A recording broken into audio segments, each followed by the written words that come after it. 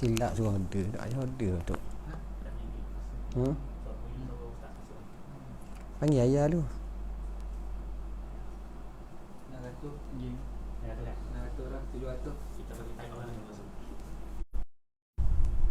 Ada orang tengok banyak.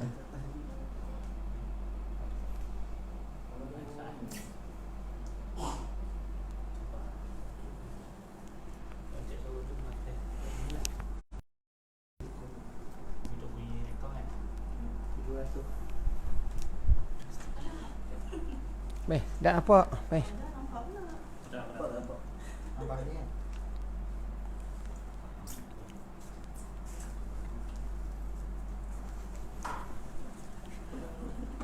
Okey, sudah. Ni nanti apa ni nak suruh order. Ni mak dah order dah.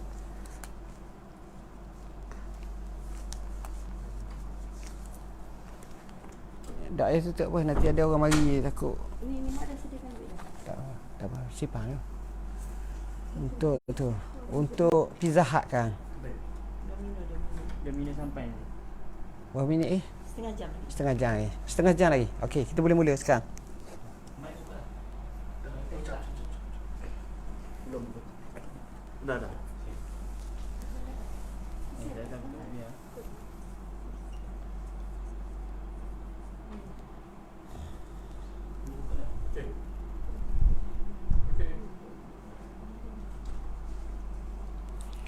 Assalamualaikum warahmatullahi wabarakatuh.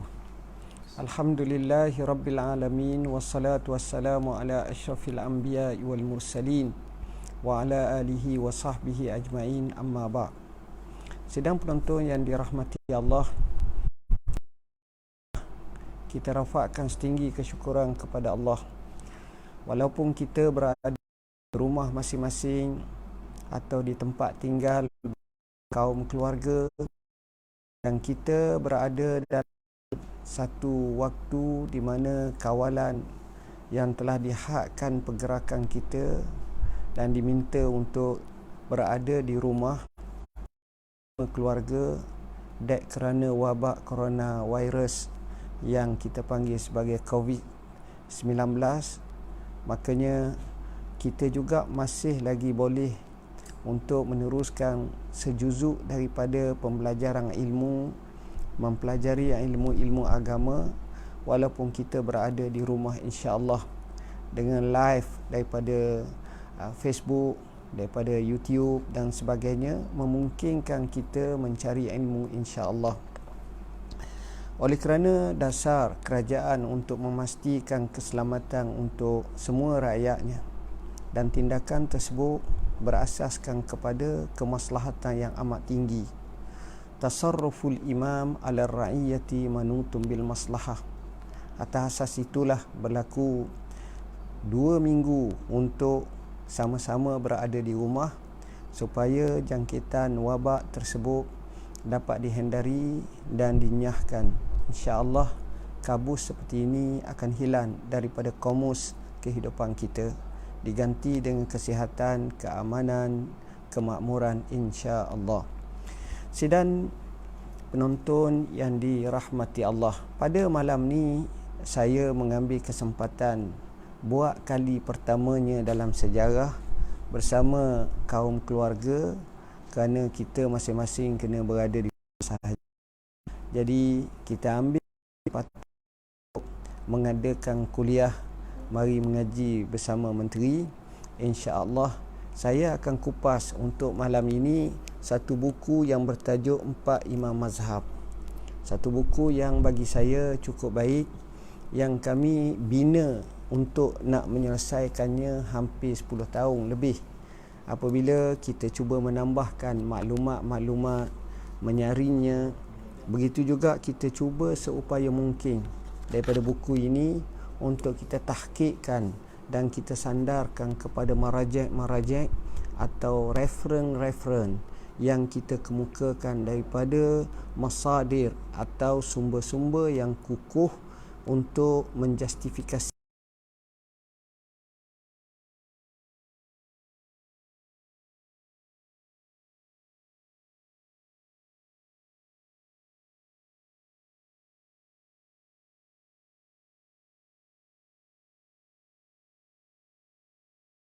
Akan tetapi sebelum kita mulakan ini, banyak perkara yang mungkin kita boleh tengok. Perkara yang pertama iaitu berdasarkan kepada imam-imam tersebut masing-masing mempunyai mauqif atau pendirian yang cukup hebat, yang sepatutnya kita mengambil pendirian tersebut untuk kita jadikan pedoman dalam hidup kita. Ada orang Arab kata, ma tarrijalu walam tamut al-mawaqif. Maksudnya seseorang itu atau lelaki-lelaki yang hebat boleh mati, semua boleh mati, tetapi pendirian atau sikap prinsip itu tidak mati. Sebagai contoh, Sayyidina Umar hebat, dia mati, tetapi sikap keadilannya, sifat keadilannya, sifat kecanaan kepada rakyat sampai sekarang meniti di bibir manusia. Kita tengok contoh yang lain. Apabila kita sebut Salahuddin Al-Ayyubi, dia sudah meninggal dunia, tapi prinsipnya dan semangatnya dalam membuka kota Baitul Maqdis sepatutnya ditulis dengan tinta emas dalam sejarah. Kita tengok seperti Muhammad Al-Fatih, pembuka kota Istanbul atau kota Konstantinopel, yang Nabi sabdakan, Rasulullah sallallahu alaihi wasallam menyatakan, la tuftahunnal Konstantiniyatu fala ni'mal amiru amiruha wala ni'mal jaish zalikal jaish. Maknanya di sini jelas menunjukkan kita mungkin mati. Sebab itu ada asas dan benarnya manusia mati meninggalkan nama, sedangkan apa yang kita kata harimau mati meninggalkan belang. Tapi sejarah kebaikan yang menjadi satu contoh yang terbaik tetap akan wujud dalam lipatan sejarah yang boleh kita semak, yang boleh kita terokainya. Sidang penonton yang dirahmati Allah, dalam hari ini insya-Allah saya nak bincang satu sahaja imam, dan insya-Allah kita akan sambung lagi pada masa yang lain imam-imam seterusnya. Dan imam yang kita nak pilih adalah berdasarkan kepada kronologi. Apa makna kronologi? Maknanya kami akan tengok dari segi tarikh, dari segi sejarah, macam mana kalau imam tersebut, kalau kita tengok betul-betul dia mempunyai sejarah yang mana lebih awal, yang lebih utama antara satu sama lain. Dari segi kita kata sejarah kelahirannya, hak mana hak pertama, hak mana hak kedua, dan seterusnya. Hadirin hadirat, muslimin muslimat yang dirahmati Allah, kita mulakan dengan imam yang pertama, Imam Abu Hanifah. Orang mungkin tak perasan siapa itu Imam Abu Hanifah. Ada orang sebut Imam Hanafi ataupun mazhab Hanafi. Imam Abu Hanifah adalah seorang imam yang mempunyai ilmu yang cukup hebat, sehingga dipanggil sebagai Imamul A'zam, imam yang agung, yang hebat, alim, faqih, bijak, berasal daripada negeri Iraq. Imam Abu Hanifah ini dilahirkan pada zaman pemerintahan kerajaan Umayyah, yang juga ketika pemerintahan Abbasiyah, kerana dia lahir sekitar tahun 80 Hijrah. Kerajaan Umayyah bermula 40 Hijrah, berakhir 132 Hijrah. Artinya dia sempat dalam dua dinasti, Abbasi dan juga Umawi. Umawi mula-mula, kemudian Abbasi. Imam Abu Hanifah ini dilahirkan pada masa pemerintahan Abdullah bin Marwan dan meninggal dunia pada zaman khalifah yang pertama, iaitu Abdul Malik bin Marwan, dan dia meninggal dunia pada masa khalifah yang pertama, iaitu Khalifah Abi Ja'far Al-Mansur, khalifah yang kita anggap pengasas utama, walaupun dimulakan dengan Abul Abbas As-Saffah oleh kerajaan Abbasiyah, tapi yang menegakkannya, yang mengimarahkan kerajaan Abbasiyah selama 500 tahun bermula dengan Khalifah Abu Ja'far Al-Mansur. Zaman tu, tuan-tuan dan puan-puan yang dirahmati Allah, adalah zaman di mana terkenalnya kekuatan ilmu. Zaman tersebut adalah zaman terkenal dengan kekuatan ilmu, percambahan para ulama, tokoh-tokoh ramai, dan zaman tabi'in. serta zaman tabi'in yang merawikan daripada para sahabah radhiyallahu anhum. Jadinya saat seperti itu, kecerdikan, kebijaksanaan, kehebatan itu adalah amat-amat jelas dan amat-amat hebat. Sementara lagi zaman tersebut adalah zaman besarnya negara umat Islam, tapi balasannya atau bayarannya cukup mahal.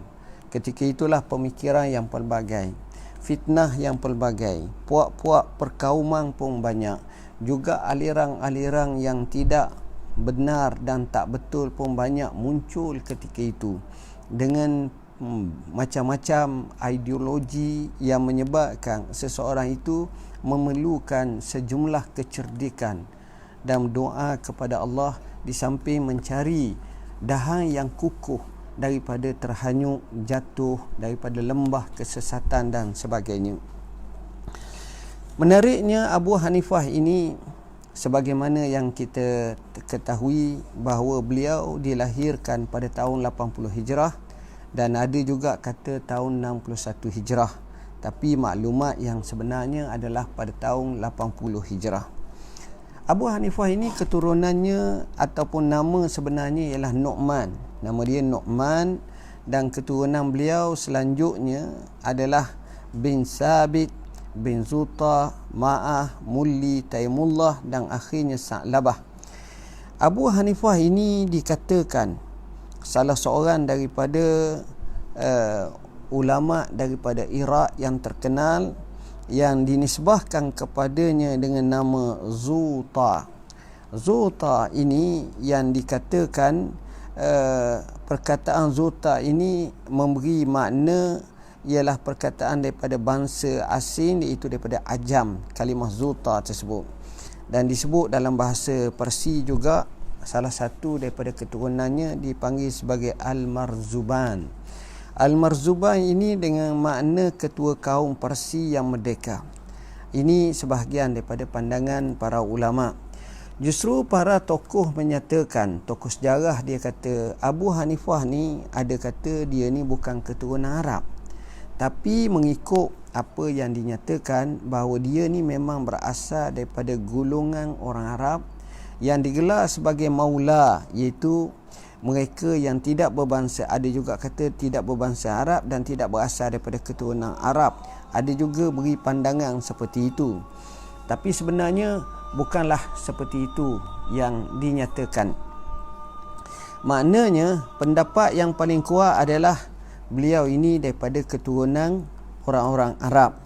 Ini kita boleh lihat dalam kitab Tabaqat Al-Kubra, Al-Kamil fi Du'afa dan lain-lain lagi. Betapa hebatnya Imam Abu Hanifah, dikatakan beliau termasuk dalam hadis Nabi sallallahu alaihi wasallam yang disebut ilmu pengetahuan tertentu kepada hartawan sahaja, maka semua orang Parsi akan berilmu pengetahuan. Maknanya mungkin maksud orang Parsi ni memang ramai yang kaya zaman dulu. Bapa Abu Hanifah ini dilahirkan dalam keadaan orang Islam. Nu'man bin Sabit ni daripada orang Islam, dan dikatakan beberapa pendapat ahli sejarah mengatakan beliau dilahirkan di Tarmuz atau di Nisa. Tarmuz, kita dengar ada ulama hadis namanya Imam Turmizi, Tarmuzi, Tirmizi, Turmuzi, itu sebahagian bacaan. Nisa ni kita dengar nama imam seperti Imam An-Nasai. Ini ulama hadis. Dikatakan bapa Imam Abu Hanifah ialah seorang peniaga dan satu keturunan dengan bapa saudara Rasulullah sallallahu alaihi wasallam. Maknanya susu galuh tu akhirnya sampai. Manakala neneknya pula Zuta adalah hamba kepada suku Bani Tamim. Ada pula berpendapat yang tak setuju dengan perhambaan. Mereka berkata bahawa Imam Abu Hanifah berbangsa Parsi. Kami telah nyatakan pendapat yang masyhur. Ibu Abu Hanifah ni orang hebat, tuan-tuan. Kalau kita baca di sini, bila orang sebut bapa, orang sebut ibu, apa makna? Maknanya manusia ni, kalau dia lebih, kalau dia hebat, kalau dia amat berilmu, orang akan kaji semua episod hidup dia. Mak dia, ayah dia, pak saudara dia, adik-beradik dia, anak dia, cucu dia, kaum dia, kampung dia, tempat dia tinggal, dia akan kaji semua sekali. Ini yang berlaku kepada Abu Hanifah dan tokoh-tokoh yang hebat.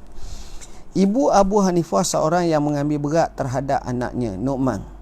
Jadi nak tahu hebatnya anak, ibu ni mesti memainkan peranan utama. Orang Arab sebut al-ummu madrasatun in a'datta sya'ban tayyibal a'raqi. Ibu tu sebagai sekolah. Kalau kamu sediakannya, maknanya kamu jadikan, kamu cari ibu yang baik, yang bijak, yang hebat, maka kamu telah menyediakan satu generasi yang hebat, satu bangsa yang hebat. Kenapa? Daripadanya lah banyak dia latih. Imam Abu Hanifah ni, dia kata, nak tahu mak dia hebat tak, dia kata setiap hari kalau pagi-pagi dia nak pergi belajar, mak dia akan beri tips nasihat. Dan tips nasihat tu ghalibnya benar-benar mengenai sasaran. Maknanya, katakan Abu Hanifah tu hari ni dia buat satu benda lah, dia gurau melampau dengan kawan dia, katakan pagi esok mak dia akan cakap dengan dia, ya Nu'man, jangan kamu buat macam ni, jangan bergurau melampau. Hari lain mungkin dia tertidur banyak, contohnya. Maka esokannya mak dia akan kata, janganlah tidur banyak, seumpamanya. Jadi kebanyakan nasihat tu tepat. Apa yang berlaku? Menyebabkan satu ketika Abu Hanifah sedang nulis, bajunya terkena dakwah. Jadi bila terkena dakwah, dia segera berlari dekat dengan sumur. Zaman dulu tak ada pilih air, ada sumur je. Dia tengok ramai wanita sedang basuh baju, dia pun pergi sumur tu nak pergi ambil air untuk nak basuh baju dia. Bila ini berlaku, dia tengok mak dia ada. Lalu dia tanya, mak buat apa di sini? Mak dia kata, nak basuh baju Nu'man. Moral storynya sebenarnya, Abu Hanifah faham. Rupa-rupanya ketika dia belajar tu, mak Abu Hanifah perhati dia dari jarak jauh. Dia tengok. Dan inilah kelemahan kita, termasuk saya lah. Kadang-kadang anak kita belajar, kita tak pernah bertemu pun, tak pernah tengok pun, tak pernah tahu khabar pun. Kadang-kadang pintu sekolah pun tak kenal hak mana. Jadi sepatutnya kalau kita boleh buat macam itu, kita telah membina satu jambatan yang baik antara ibu bapa dengan guru-guru dan juga rasaan emosi anak-anak tersebut. Kemudian kita nak bincang pula tentang anak Abu Hanifah. Anak Abu Hanifah ini, Abu Hanifah ni dia punya ramai anak. Salah seorang anaknya bernama Hammad. Anak dia seorang tu nama Hammad, macam anak saya lah tuan-tuan, ada seorang nama Hammad. Anak Abu Hanifah bernama Hammad, seorang yang mempunyai ilmu agama dan warak. Hammad ni orang yang ilmu agama. Dia begini, orang ni biasanya dia beri nama seseorang tu berdasarkan kepada apa yang dia kagum. Oleh kerana Tok Guru Abu Hanifah namanya Hammad. Lalu bila dia dapat anak, dia beri, yakni bila Abu Hanifah belajar lama dapat anak, dia beri nama Hammad. Itu Hammad. Hammad ni maknanya yang amat-amat memujilah. Tak kala Abu Hanifah meninggal dunia, beliau meninggalkan banyak harta sedangkan kaum keluarganya berjauhan. Tengok. Ni Hammad ni orang baik. Lantas Hammad membawa semua hartanya kepada hakim untuk diserahkan. Dia pergi kat gubernur, kat hakim, qadi, dia kata ambil. Hakim berkata, bahkan sepatutnya kamu simpan kerana kamu layak. Jawabnya, siapa dia jawab? Anak Abu Hanifah ni, Hammad kata, timbanglah dan simpanlah sehingga selesai zimmah dan atau tanggungjawab bapaku, kemudian lakukanlah mengikut keputusanmu. Lantas qadi melaksanakan hingga kekal dalam timbangannya dan hisapnya beberapa hari. Hammad tidak muncul sehingga qadi menyerahkannya semula. Apa makna? Maknanya ini cermat orang zaman dulu, orang yang soleh. Dia tidak bila satu keluarga tu mati terus nak berebut, nak pesaka. Tak. Dia akan pergi kat qadi ataupun hakim. Hakim akan war-warkan, akan bagi tahu siapa yang ada hutang dengan Abu Hanifah.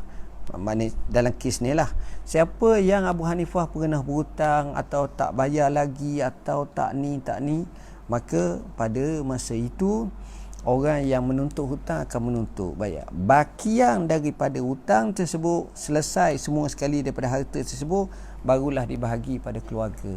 Itu waraknya Hammad rahimahullah, dan dia tak berebut harta abah dia untuk dia seorang, tapi dia bagi seperti itu.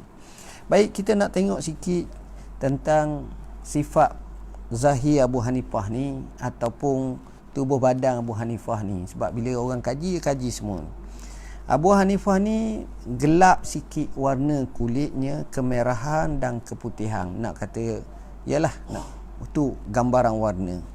Orangnya sederhana tinggi, baik wajahnya dan tampak kehebatan. Ni untuk guru besar Abu Hanifah. Mempunyai janggut yang panjang serta keadaan tenang. Kalau orang tengok dia nampak tenang je. Janggut dia panjang. Ni Abu Hanifah. Baik tutur kata percakapannya. Seorang yang fasih dan banyak memakai wangi-wangian apabila keluar daripada rumah. Nabi ni salah satu perkara yang dia suka, dia pakai wangi, minyak wangi. Jadi Abu Hanifah pun macam tu, suka pakai minyak wangi. Kita banyak orang bagi minyak wangi tapi kita tak pakai. Ini pun satu kelemahan kita lah. Tapi Abu Hanifah ni, dia bila minyak wangi, dia pakai minyak wangi tersebut, dia keluar tu sehingga orang tahu ni minyak wangi Abu Hanifah ni, baru macam ni.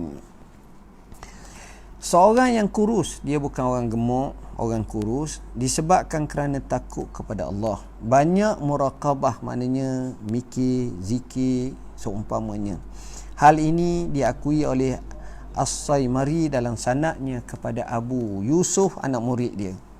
Abu Nuaim berkata Abu Hanifah adalah seorang yang tampang, wajahnya bersih dan baik janggutnya.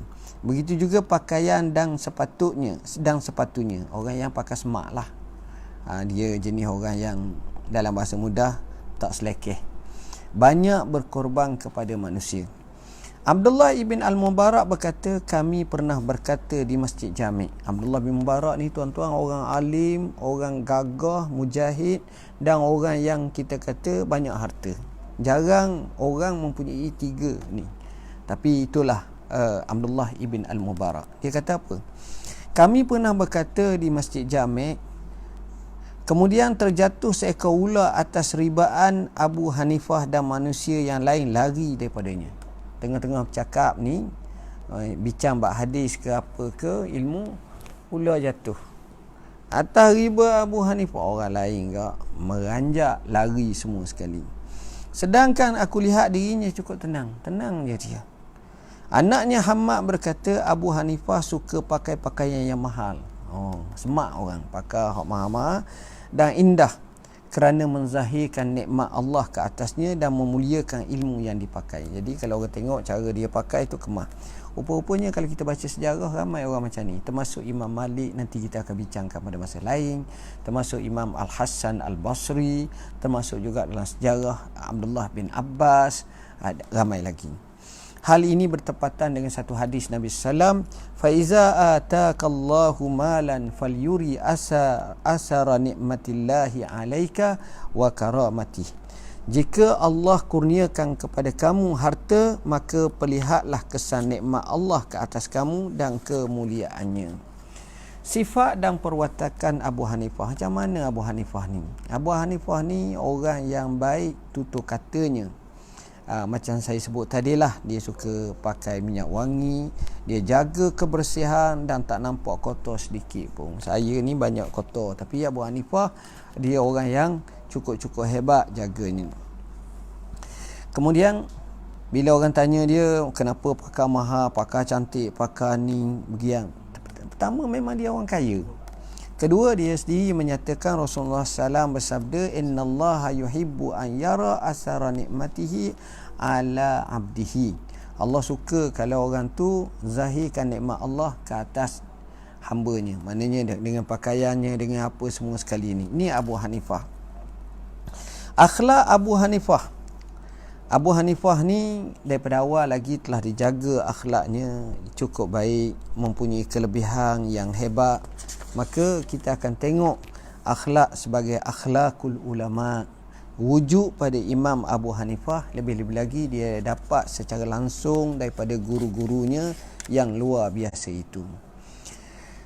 Ada orang tanya, dalam kisah Abu Hanifah ni, benar ke cerita bahawa Abu Hanifah melihat Allah 99 kali? Kita ada tengok dalam kisah yang disebut oleh Al-Allamah Najm Al-Ghaiti, beliau kata, Abu Hanifah kata, aku tengok Tuhan dalam mimpi 99 kali, nak minta kali ke 100 aku pohon untuk menyelamatkan diri aku, selepas itu barulah mimpi kali 100. Kemudian lantas dia berfirman Allah dengan membaca ayat Subhana Abdal Abadil Abad, Subhanal Wahid Al-Ahad, Subhanal Fard As-Samad, Subhana Rafi' As-Sama' bighairi amad, sehingga akhirnya ini disebut dalam Muqaddimah Nur Al-Idah halaman yang keempat. Justru kalau orang tanya, benar tak kisah ni? Pertama sekali kita kata syariat Islam sifatnya sempurna lagi menyempurnakan. Allah sebut al-yauma akmaltu lakum dinakum wa atmamtu alaikum ni'mati wa raditu lakumul Islam madina. Nas ini nak menunjukkan bahawa Islam ni sudah agama sempurna. Jadi cerita tentang doa nak suruh jadi ni masalah ini telah dibahaskan oleh para ulama dengan panjang lebar. Jadi apabila kita tengok keadaan-keadaan nas-nas seperti ini, kita nyatakan bahawa yang kedua, nisbah hikayat daripada Imam Abu Hanifah seperti yang disebut oleh Najm Al-Ghaiti tadi adalah dengan tanpa sebarang sanad. Ini maknanya sandaran tu tak kukuh. Jadi bila sanad tak ada, maka sukar untuk dinisbahkan kepada Imam Abu Hanifah. Bahkan jarak antara yang cerita Al-Ghaiti tu, Najm Al-Ghaiti dengan Abu Hanifah ni, jaraknya ratusan tahun. Ini kerana Abu Hanifah meninggal dunia 150 Hijrah, sedangkan Ghaiti meninggal dunia 981 tahun, 91 Hijrah. Jadi macam mana orang yang mungkin kat 7 ke 800 tahun mengisbatkan satu peristiwa tentang Abu Hanifah mimpi 99 kali kemudian cukup kemudian begini? Maka ini menyalahi dari segi sanad yang kuat, yang kita kata in kunta naqilan fa alaika bitashih wa in kunta mudda'iyan fa alaika bidalil. Kalau kamu nak nukil, kena tashih dulu maklumat tersebut. Kalau kamu nak buat sebarang dakwaan, datangkanlah dengan dalil. Ibadah Abu Hanifah. Abu Hanifah ni orang macam mana? Pertama, satu kelebihan luar biasa, Abu Hanifah ni ngapal Quran. Khatam pada setiap bulan sebanyak 30 kali. Kita kalau boleh sebulan sekali mujur, alhamdulillah. Begitu juga kata Hafaz bin Abdul Rahman, aku juga pernah bersama Imam Abu Hanifah selama 30 tahun. Beliau khatam Quran setiap 3 hari dan bersedekah pada setiap hari. Perangai dia suka sedekah. Ini Abu Hanifah. Tengok, sedangkan dia orang kaya. Maknanya bukan makna sedekah ni jadi fakir ke, jadi miskin ke, tidak. Abu Hanifah ini dikatakan sebenarnya dia khatam sama ada sehari atau 3 hari, dijawab oleh ulama dengan permulaannya setiap hari sekali khatam, kemudian apabila sibuk masyhur dengan pengajaran dan seumpamanya jadilah 3 hari sekali. Maknanya kalau boleh kita pun duduk cuti di rumah ni, duduk disuruh berada di rumah, cubalah pegang Quran, bacalah Quran, tengok Quran. Ganti sebahagian daripada Facebook, sebahagian daripada telefon, kita pegang Quran, baca Quran. Begitu juga beliau terkenal sebagai dengan kekuatan qiyamul lail dan puasa sunat siang hari. Anaknya Hammad pernah berkata, mereka mengira pada tahun yang banyak bagaimana Imam Abu Hanifah salat subuh dengan menggunakan wuduk isyak. Kerap kali. Sebab apa? Kalau kita tengok orang-orang macam ni, yang pertama pemakanan dia jaga. Yang kedua memang dia ni jaga malam sungguh. Dan ini berlaku kepada sebahagian orang, bukan semua. Dan kadang-kadang memanglah bukanlah maksum, tapi banyak kali peristiwa ni. Ghalabah ni maknanya bukan mesti begitulah sepanjang masa, tidak. Hal ini diakui oleh muridnya juga Muhammad ibn Al-Hasan. Begitu juga Misyar ibn Qidam berkata, aku lihat dia salat subuh, kemudian mengajar hingga waktu zuhur, kemudiannya menyambung sehingga asar, seterusnya sampai waktu maghrib, seterusnya sampai isyak. Dan aku bertanya pada diriku, bila dia selesai ibadat? Apabila orang ramai keluar daripada masjid dan rumahnya berhampiran dengan masjid, dia pulang ke rumahnya, dia salat hingga fajar. Beliau hanya cukup tidur kailulah. Kailulah ni tidur sebelum zuhur sahaja. Sebab Abu Hanifah tidak tidur malam kerana beribadat. Qadhi Yusuf kata, tak kala aku sedang berjalan. Qadhi Yusuf ni kita kata ketua hakim negara lah zaman kerajaan Abbasiyah, murid kanan kepada Abu Hanifah. Qadhi Yusuf kata, tak kala aku sedang berjalan bersama Abu Hanifah, tiba-tiba aku dengar seorang lelaki berkata pada temannya, tengah jalan dengan Abu Hanifah, ada orang tu cakap, dia kata, ini Abu Hanifah, dia tidak pernah tidur malam kerana beribadat. Maka lantas Abu Hanifah berkata, wallahi tidaklah orang bercakap tentangku dengan apa yang tidak aku lakukan. Justru beliau menghidupkan malam untuk solat, munajat dan doa.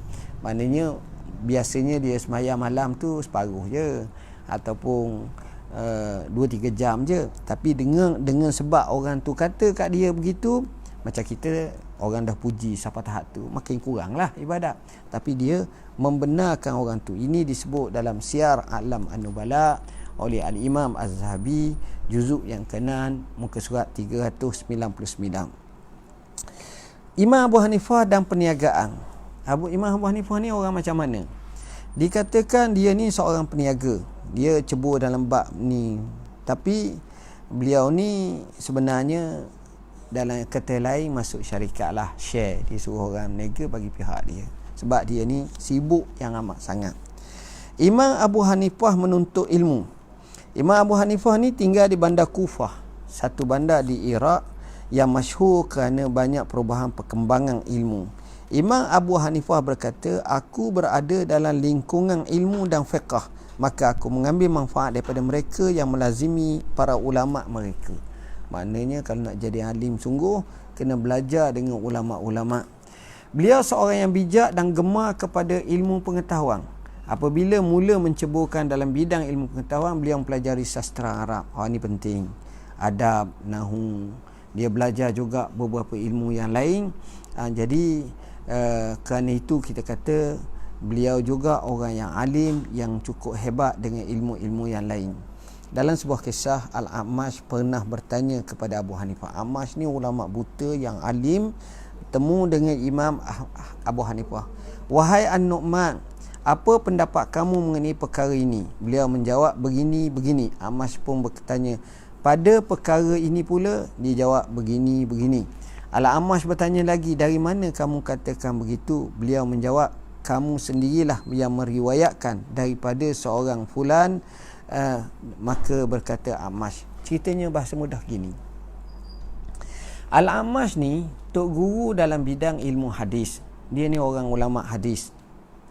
Tapi bila soalan orang tanya, Amash tak boleh nak jawab. Tapi Abu Hanifah boleh jawab dengan hujah. Macam mana pula? Kata Amash, aku ni pakar hadis, tapi aku tak boleh nak jawab macam kamu jawab ni.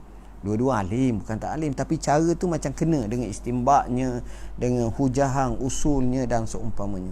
Dia pun jawab, antumul atibba, antumus sayadilah wa nahnul atibba. Lebih kurang maksudnya, kamu tu ibarat farmasi, kami ni ibarat pakar perubatan. Maknanya obat-obatan dengan hadis dengan ni mu tahu semua, tapi dari segi nak dos banyak mana, sakit ni macam mana itu, itu aku ni ahli fiqh. Mimpi Imam Abu Hanifah. Kadang-kadang orang zaman dulu ni ialah masalah mimpi ni ya ada juga hebatnya. Abu Yahya Al-Himmam ni menyatakan, Aku mendengar Abu Hanifah berkata, aku pernah melihat satu mimpi yang menakutkanku, di mana aku melihat aku menggali kubur Nabi. Allah, kan pelik mimpi macam tu. Kubur Nabi SAW. Ini Abu Hanifah je. Sebab mimpi ni jangan kita ikut tafsir ikut sendiri, tapi ada makna-makna tersentuh. Jadi, ketarlah. Patut Nabi kena ke bumi kan, apa ni nak gali kubur Nabi pula. Maka aku pergi ke Basrah dan memerintah seorang lelaki untuk bertanya kepada Muhammad bin Sirin. Muhammad bin Sirin ni pakar takbir mimpi, suhu sangat. Muhammad bin Sirin ni anak murid kepada Anas bin Malik, sahabat Nabi. Jadi Muhammad bin Sirin ni memang orang yang bijak takbir mimpi. Luar biasa kalau kita tengok. Abu Hanifah wakilkan seorang lelaki pergi temu Muhammad bin Sirin, tanya mimpi ni. Bila tanya ni banyak berlaku dalam sejarah, orang tu dia malu nak cerita mimpi, takut kan, teruk kan, susah juga. Lantas Muhammad bin Sirin kata, macam mana cara tafsir tu, takbir mimpi tu? Dia kata apa? Lelaki yang kata dia pergi kat kubur Nabi, kat maqam Rasulullah SAW, dia gali itu, orang itu adalah orang yang menggali perkhabaran dan mengkaji sirah Rasulullah SAW. Tengok, jangan baik kan mimpi macam tu. Ini kita boleh lihat dalam Syiar A'lam Nubala, juzuk ke-6, muka surat 398. Guru-guru Imam Abu Hanifah ni banyak. Sebab itu orang alim zaman dulu tak ada yang tak berguru. Dia tak kata saya ni dapat ilmu laduni, saya ni tak payah belajar. Tak, dia akan belajar. Sebagaimana yang disebut bahawa guru Abu Hanifah melebihi 4,000 orang. Ramanya belajar, rajin. 7 daripada mereka adalah para sahabat. Ali bin Abi Talib, ada kata dia sempat, ada kata dia tak sempat. Tapi kalau kita tengok dalam keadaan Abu Hanifah lahir 80 Hijrah, Ali meninggal tahun 39, maka tak sempat lah. Ada yang dikatakan sempat, ada yang tak sempat. 93 orang gurunya di kalangan tabi'in. Hak ni masyhur sangat. Tabi'in. Antaranya Hammad bin Abi Sulaiman Al-Ash'ari yang banyak sekali menimba ilmu. Ni tok guru dia, sebab tu anak dia pun nama Hammad. Imam Abu Hanifah kerana mengenangkan jasa tok guru dia ganti tok guru dia, kata apa? Aku tak pernah meninggalkan doa restuku kepada guruku yang dikasihi. Kita ni kalau boleh selalu doa untuk tok guru kita. Kita ilmu tajwid diambil daripada Idris bin Asir, Ibrahim bin Muhammad Al-Muntashir, seorang yang siqah. Banyaklah kalau saya nak sebut, kalau 4,000 Pak Malang pun dah habis ceritanya nak cerita. Itulah kelebihan Imam Abu Hanifah.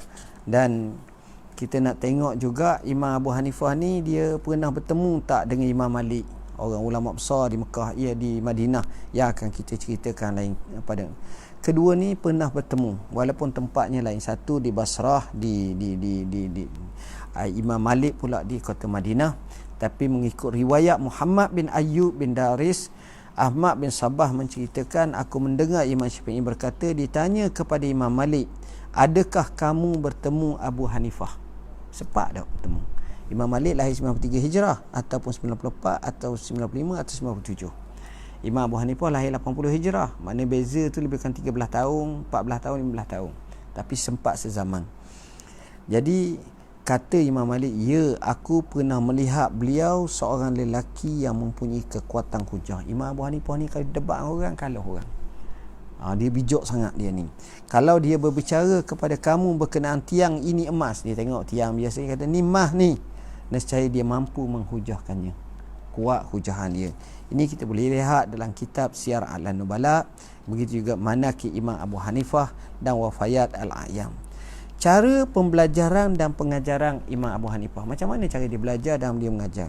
Imam Abu Hanifah ni seorang yang ulung dalam mengasaskan ilmu qiyas. Macam mana nak qiyas ni dengan ni, dengan ni. Kaedah ini berkembang dengan menjadi dasar hukum. Dan dikatakan beliau ini selalu bila tok guru dia musafir, dia ganti tok guru dia telah jawab soalan-soalan. Apabila tuan gurunya pulang dari musafir, beliau minta gurunya supaya memeriksa jawapan yang telah diberikan. Gurunya hanya bersetuju 40 daripada 60 jawapan. Dari situ beliau berjanji tak akan berpisah dengan gurunya Hamad. Dia terus belajar sampai ini. Begitu juga dikatakan kaedah Imam Abu Hanifah dalam pengajarannya, antaranya adalah dengan mengajak muridnya untuk munakasyah. Okey, kita bincang tajuk ni. Apa pendapat awak? Apa. Orang kata gedak gini, tak, dia kata gini. Jadi ini sebenarnya harakatul akal, gerakan akal tu nak jadi cerdik. Ketika mana dibentangkan kepada beliau satu hadis Nabi, maka beliau akan mengajak pada pelajarnya untuk munakasyah, mencari illah bagi hukum tersebut. Dia bukan macam satu hadis. Dia kata hadis ni mu faham kat mana? Macam mana? Bincang betul-betul. Itu ni fiqhi. Beliau mengatakan perumpamaan seorang yang mempelajari hadis tanpa fiqh seumpama pengumpul obat yang tidak mengetahui kegunaan obat yang dikumpulkannya. Apa manfaat beli obat ni tapi tak tahu manfaat sangat. Cara pengajaran Abu Hanifah macam mana? Yang pertama dengan cara kemudahan dalam ibadat dan pekerjaan harian. Dia ambillah hukum ni mudah. Menjaga hak fakir miskin, dia jaga. Mengakui peradaban hidup manusia, memelihara penghormatan dan memberi kuasa penuh kepada kerajaan dan ketua-ketua negara. Ini cara pandangan dia. Macam mana? Kerajaan atau ketua-ketua berhak menguruskan kekayaan negara seperti tanah dan sebagainya untuk kepentingan umum. Berdasar-dasar tu memang itulah dasar yang selalu dilakukan.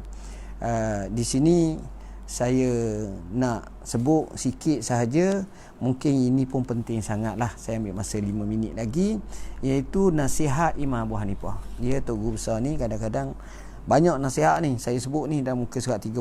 Tuan-tuan boleh dapatkanlah buku ni insya-Allah daripada Pustaka Cahaya Kasturi yang kami buat hampir 10 tahun dulu. Siapa baru siap kat 10 tahun. Baik. Nasihat Imam Abu Hanifah, saya baca sepitah lalu. Antara dia nasihat, dia kata jangan ketawa atau tersenyum simpul di khalayak ramai. Sudah dah kokah-kokah tawa ataupun senyum saja. Jadi benda tu tak apa comel tadi.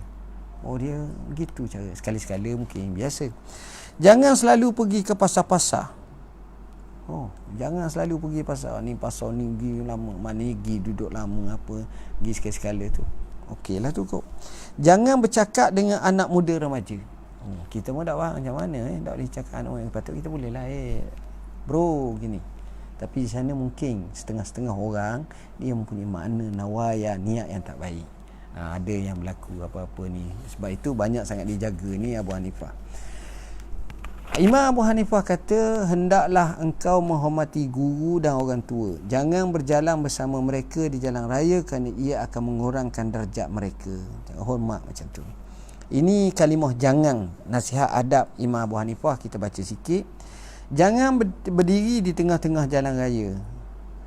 Duduklah di masjid, jangan duduk di gudang-gudang perniagaan. Duduk masjid ni selepas larangan 14 hari duduklah. Kalau nak duduk sekarang ni duduk rumah lah dulu.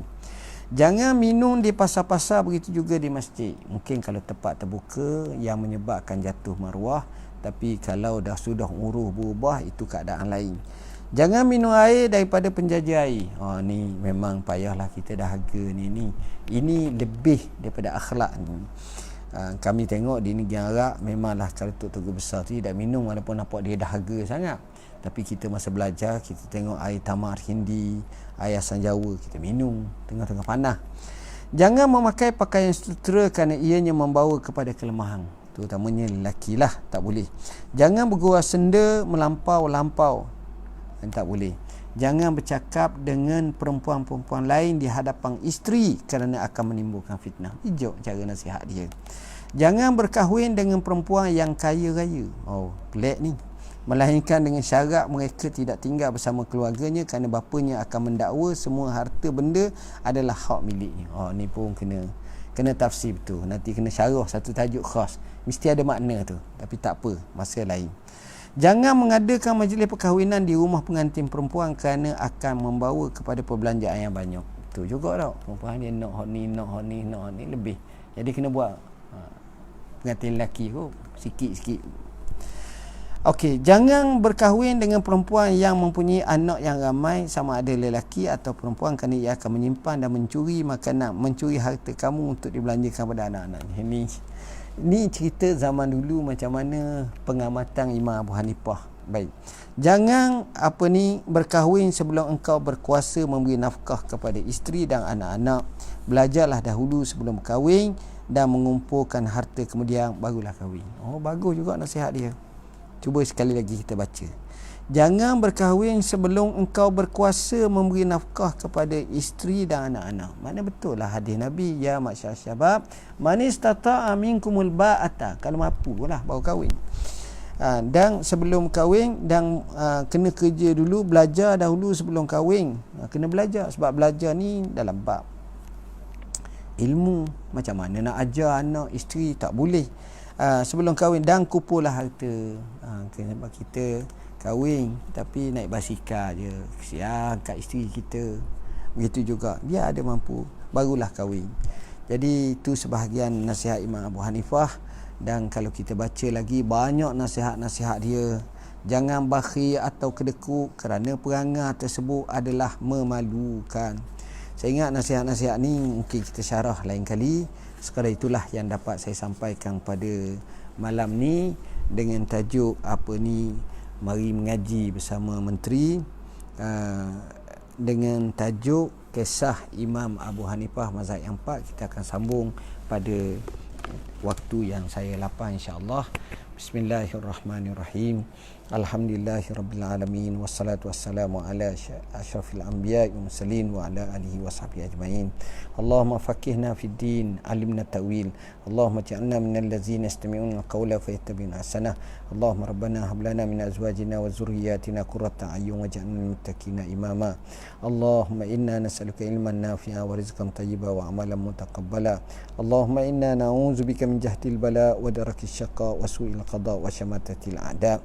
Allahumma inna na'udzubika min zawali nikmatik wa tahwili afiyatik wa fujaati nikmatik wa jami'i sakhatik. Allahumma ya Allah ya Allah, iqdi hajatana ya Allah. Allahumma ya Allah ya Allah, na'udzubika minal baras wa minal junun wa minal juzam wa min sayyi'il asqam. Allahumma rabbana atina fid dunya hasanah wa fil akhirati hasanah wa qina azabannar. Wa sallallahu ala sayyidina Muhammadin wa ala alihi washabbihi wasallam. Walhamdulillahi rabbil alamin. Wassalamu alaikum warahmatullahi wabarakatuh.